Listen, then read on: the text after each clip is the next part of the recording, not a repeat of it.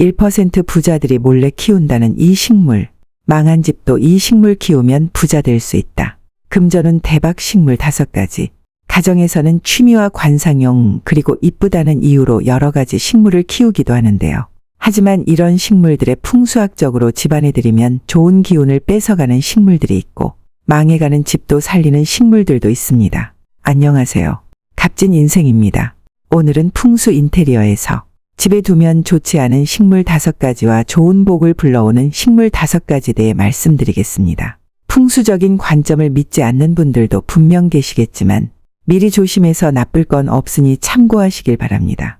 집안이나 방을 청소하거나 정리할 때 몇 가지 나무나 식물만 버리거나 태우셔도 집안을 더욱 따뜻한 기운으로 바꾸실 수 있는 기본적인 풍수에 대해 먼저 알려드리겠습니다. 첫 번째, 넝쿨 식물.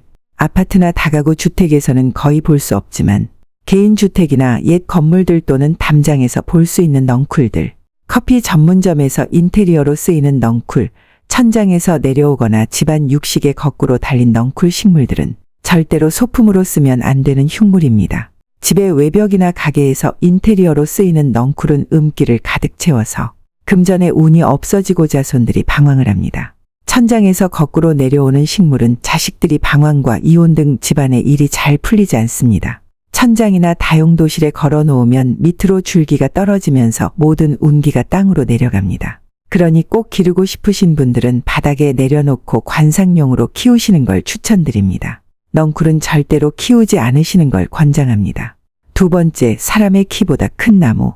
수도권이나 신도시에서는 개인주택보다 원룸, 투룸, 쓰리룸, 아파트에 거주하시는 분들이 많습니다. 다가구 주택에서 생활을 하시는 분들 중에서 집안에 다육식물이나 큰 화분의 나무를 키우시는 분들이 상당히 많을 거라고 생각합니다. 내 키보다 큰 나무가 집안에 들어오면 사람의 기운을 뺏어가고 금전운이 막히고 집안에 안 좋은 일이 생깁니다. 집안의 기운이 상승하지 못하고 밑으로 내려가는 작용을 하기 때문에 정말 좋지 않습니다. 특히 어머님들이 아파트에서 베란다에 큰 나무를 심고 가꾸시는 걸 가끔 터고사 지낼 때 확인을 하는데요. 이렇게 사람보다 큰 나무는 주택을 가지신 분들의 화원이나 정원에 옮겨 심거나 선물을 주시는 것이 좋습니다. 세 번째, 가시가 많은 선인장. 요즘 책상이나 거실에 작은 다육식물을 기르시는 분들 많으신데요.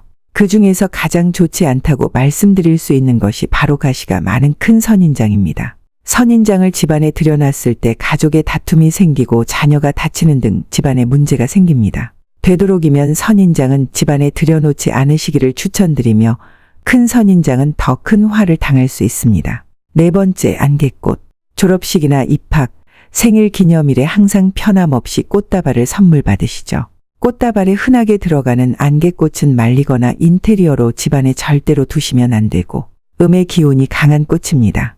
안개꽃은 집안의 기운을 흡수해 가족을 아프게 하거나 건강을 해칠 수가 있습니다. 수술이나 병으로 인해서 병원에 입원한 환자에게는 꽃다발을 선물할 때 절대로 안개꽃을 넣으면 안 되니 참고하시기 바랍니다.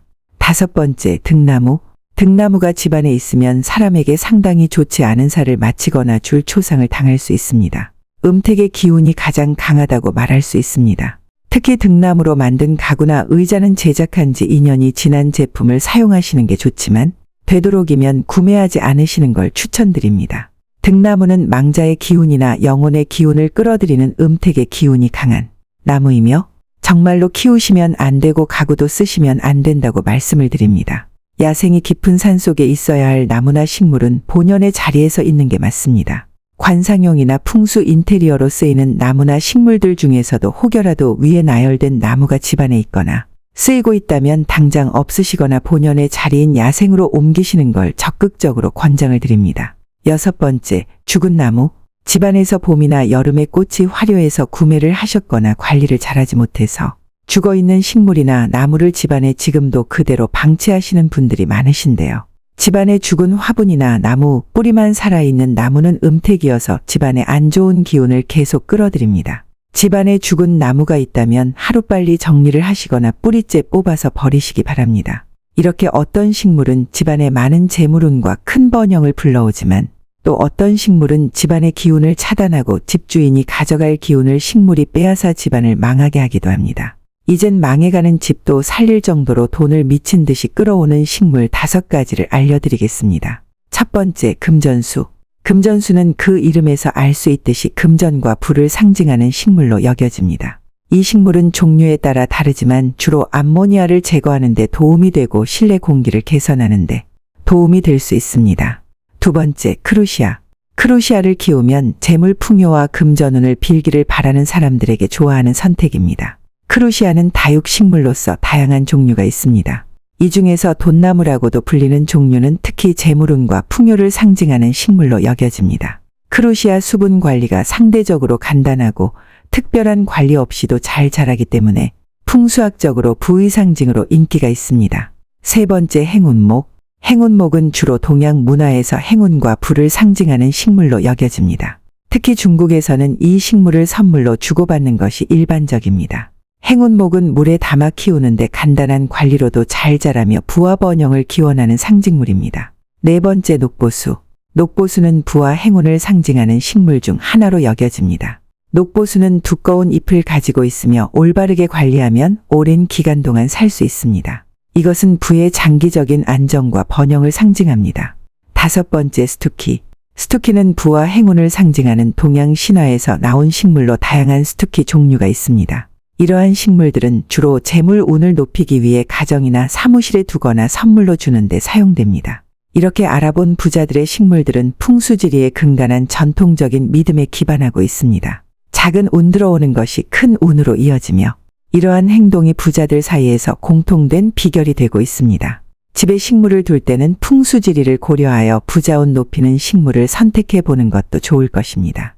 이제까지 풍수 인테리어 식물들에 대해 알아보았는데 조금이나마 도움이 되셨다면 구독과 좋아요 꼭 부탁드립니다. 앞으로도 값진 인생에서는 보다 더 알차고 유익한 내용들로 여러분들을 찾아뵙겠습니다.